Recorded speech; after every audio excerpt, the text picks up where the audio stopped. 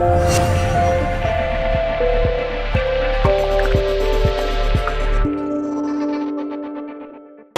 name of the project is Efeito Beija-Flor, which means hummingbird effect. And I thought of this name because there's a story that actually Wangari Maathai, she's a Kenyan scholar that won the Nobel for planting a million trees. And she tells this little hummingbird was in the forest watching the forest fire, and he could not really believe that nobody was doing nothing. The other animals were just watching, and he started getting drop by drop in his beak and throwing the water on the fire. And all the other animals were saying, "Oh, you are crazy, you are not contributing for anything." But he looked at the animals and said, "I'm doing my best." So I think it's never, you are never too small to make a difference. And that's why I thought of this name. 2 weeks ago, the UN proposed and approved the UN Decade of Ecosystem Restoration. And this is very, very exciting because right now, when we talk about climate change, we think so much in carbon emissions. But there's a whole lot of other things happening that are not focused on carbon. And the ecosystem restoration is a holistic action that we are starting to think about and to really think better ways of restoring in response to climate change. And it's not a short-term work. It's not something you can do overnight, but it's something we need to start right now. Last year, I was working in rural England, in the southwest, with a small water charity, and I was privileged enough to meet two men who have a very, very interesting and incredible work on water. They do community-driven water management. And this first man, Krafchick, he is Slovak, and he has this organization, Rain for Climate. And what he did, I think 30 years ago, was to start working with a very big river in Slovakia that floods, and many, many villages are affected by this flood. Every year was the same thing. So he went upstream this river and he started engaging local communities.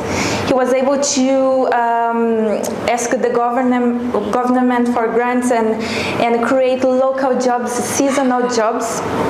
And he started designing some solutions for the flood. So basically interventions in the landscape where the water could be trapped, the water from the river, the water from rain. And these interventions had many functions. They were part of the bigger ecosystem. And they were there to store water, to be a wildlife habitat, and for many other things, like they were also using as fish ponds. So he became very famous in Slovakia, and he's still carrying out many projects in this sense all over the world now.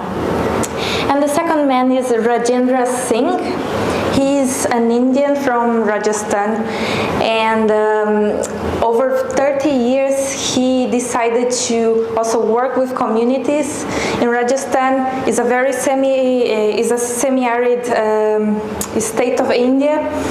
They have many problems with water there, and people were really desperate in the places he was going. He was a doctor. he was asking people, what do you need here? And I brought many medicine, and I'm here to treat you, but people were asking for water.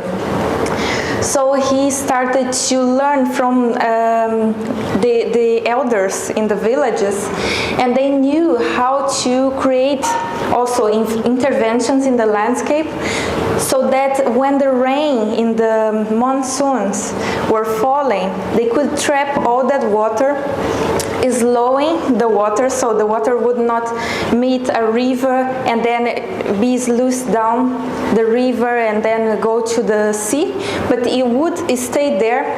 It would very slowly penetrate the soil and give life to the soil, sink and soak, and also give life to the aquifers locally.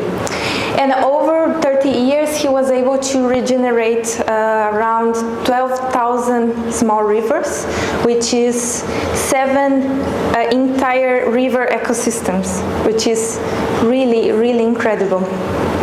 And also he started with local communities, river parliaments, and people got empowered to even ask the government for money when the government was doing some use in the river that were not going to benefit the local communities. Well, I started to research a little bit deeper, and I saw that the water, which we all know that is fundamental for life, is also responsible for 80%, actually it is 80% of all greenhouse gases. We just talk about carbon emissions when we talk about climate change, but as I said, it goes much beyond. And what can we do about it?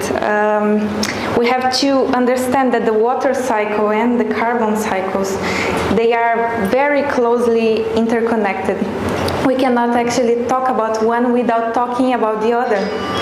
So I'm not advocating for, let's stop looking at carbon and look at water. No, it's actually, let's integrate the other sides of it and then have a wider perspective.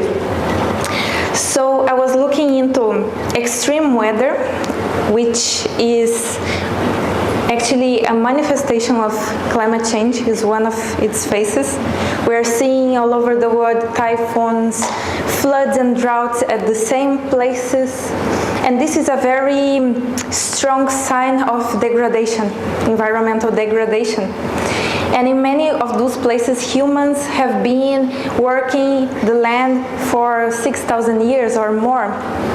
Many of our deserts that we think we take for granted, they always have been deserts, as the Mongolia Desert, the Sahara itself. They actually have been forests very, very recently in the past. So I saw that, I learned that the biodiversity loss when you degrade a forest, it is connected to many other elements, and all of them have actually the same importance. The temperature, the warming that we are so focused on when we talk about climate change, it is a result of the absence of plants that someone else in another panel actually said. The most advanced technology we have nowadays is trees. What they do is incredible. It's a miracle what they do. And if we don't have them in our cities, we actually end up not trying, but having to do their work, that is to try to convert the heat into and actually not slow down and create a microclimate, but we don't have the skills to do that. So the damaged soil, also dysfunctional water cycles, I think all of them are interconnected when we look at climate change. And something that fascinated me is the dysfunctional local water cycles, because if we look at the health of water cycles, we can understand that if we regenerate ecosystems, we at the same time will be not changing the temperature, we will increase biodiversity, we will increase the health of the soil. So it's a holistic action, it's a tipping point in the system, the water cycle. And some years ago I came to Portugal, I have family here, and I was drawn to the question of the forest fires. Every year in the summer is the same thing. The forests start to burn, and lots of people lose properties, lose their lives, so it's a huge issue. And also the hydric crisis is big. So after I finished my master's in holistic science, which is a way of science that connects quantities with qualities and brings up science from the edges, like complexity and chaos theory and many other things, I said I want to do something about it.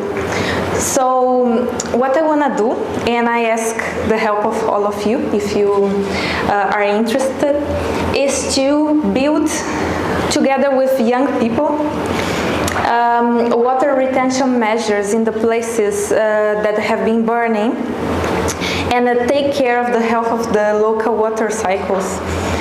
Doing this, but in a way that you generate strength in the relations of the local communities, that you engage people, you provide educational and experiential education actually, because we are still so theoretical in schools, and we need to do more hands-on.